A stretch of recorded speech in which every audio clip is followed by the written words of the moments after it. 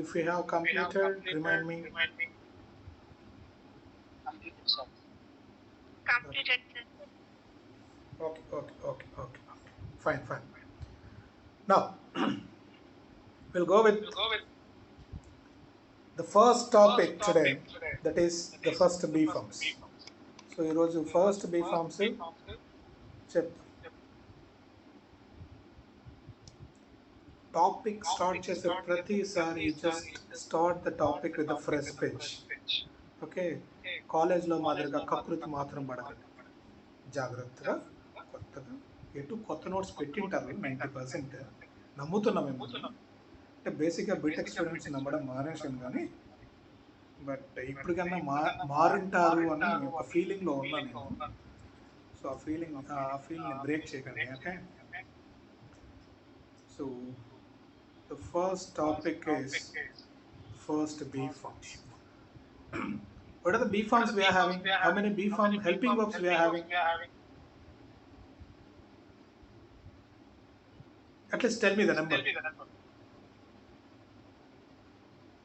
How many helping verbs we are having in B forms? 5. Very good. 5, sir. Yes. So we are having 5 helping verbs in the B forms. Those are am, is, are, was, the last one were. So writing అటు ఇటు ఉంటుంది, చెప్పానుగా.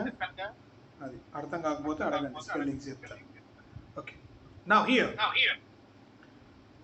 my question is, how many types of subjects we are having? In the first day I think I have discussed how many types of subjects we are having. While you are discussing verb forms only, I told you how many types of subjects we are having in English grammar. What are those? What are those?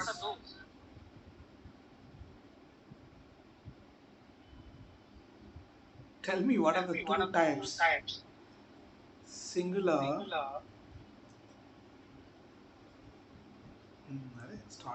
Starting problem. So singular and plural. And we are having 3 types of tenses. Can anybody tell what are the 3 types of tenses? Present, past, and future. So these are the 3 tenses we are having. So we are having 3 types of tenses and 2 types of subjects and 5 helping verbs. We have to collaborate this. So ఏది ఎప్పుడు ఎలా వాడాలి అంటే present tense లో singular కి ఏది వాడాలి. So for this we are having one table that which is created by my Guruji Bhaskar Verma garu. So ఇది అర్థం చేసుకోవడానికి చాలా సింపుల్ గా ఉంటుంది. సో ఇది మీకు తెలిస్తే no need to follow the structure itself. Structure ని కూడా ఫాలో అవ్వాల్సిన అవసరం కూడా ఉంది. సో మీ కాలేజ్లో కూడా చెప్పింటాను, మీరు ఎటు రాసుకొని ఉంటారు, కొంతమంది రాసుకున్నారు గాలిపటాలు అయిపోయింటారు. It's a different thing. Okay, now present, when the subject is singular in the present tense, we need to take either am or else is. Am is for only I. Okay, in the present tense, if the subject is plural, we should take are. Okay, then in the past tense, if the subject is singular, we should take was.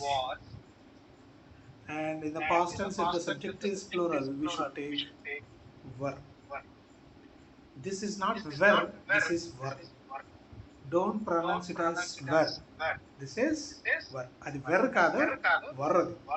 Then here, future అనగానే మనకు గుర్తు రావాల్సిన ఒకే ఒక helping verb, అది will. So ఇక్కడ మళ్ళీ separate గా discuss చేయాల్సిన అవసరం లేదు, ఎందుకంటే మనం types of models 2 types of models లో మనం చెప్పేప్పుడే అక్కడ ఉంటది. గ్రూప్ ఏ మోడల్స్ లోనే ఉంటది విల్ వుడ్ అని. సో అందుకే ఇక్కడ మళ్ళీ మెన్షన్ చేయాల్సిన అవసరం లేదు. హౌవెవర్ ఫ్యూచర్ అనగానే మనకు గుర్తు రావాల్సిన helping verb will. Okay, But coming here, what is the meaning of be? Be ante artham enti? Can anybody tell what is the meaning of be? What is the meaning of be ready, be active, be brave? Ante artham enti? Be ready ante artham enti?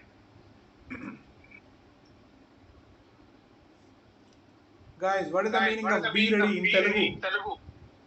I'm talking about Telugu, man.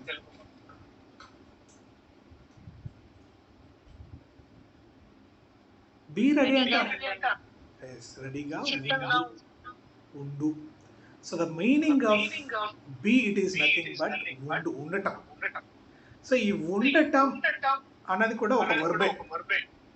So దీన్ని మనం verb గా కూడా treat చేయొచ్చు. However, so B అంటే meaning తెలుగులో ఉండటం. So someone switch on your speaker. Answer చెప్పగానే of చేసేసి. ఓకే, బి అంటే మీనింగ్ ఉండటం. అలానే బి ఫామ్ లో వచ్చే ప్రతి హెల్పింగ్ వర్బ్ కి మీనింగ్ ఉండటం అనే అర్థం. Okay, it is depending on the subject and tense, the meaning will change. Present tense singular అనుకోండి ఉంది ఉన్నాడు అంట. Present tense plural అనుకోండి ఉన్నారు అంట. ఓకే, past tense singular అనుకోండి ఉండేది ఉండేవాడు అంట. ఓకే, past tense plural అయితే ఉండేవారు అంట. సో ఇది సబ్జెక్ట్ ని బట్టి ఆ టెన్స్ ని బట్టి మీనింగ్ చేంజ్ అవుతూ వస్తుంది. బట్ ఇక్కడ విల్ అంటే మీనింగ్ దీనికి రెండు విధాల మీనింగ్ ఉంటుంది. ఒకటి మనం ఫ్యూచర్ టెన్స్ లో వాడడం, it's different thing. Expression wise it is having another meaning, that is ఇష్టం. ఒక ఇష్టాన్ని మనం ఎవరికైనా చెప్పాలి అంటే విల్ అని చెప్పొచ్చు. ఫర్ ఎగ్జాంపుల్, నాకు కాఫీ తీసుకోవడం ఇష్టం, ఐ విల్ టేక్ కాఫీ అంటే కాఫీ తీసుకోవడం ఇష్టం అని కూడా మీనింగ్ ఉంటుంది.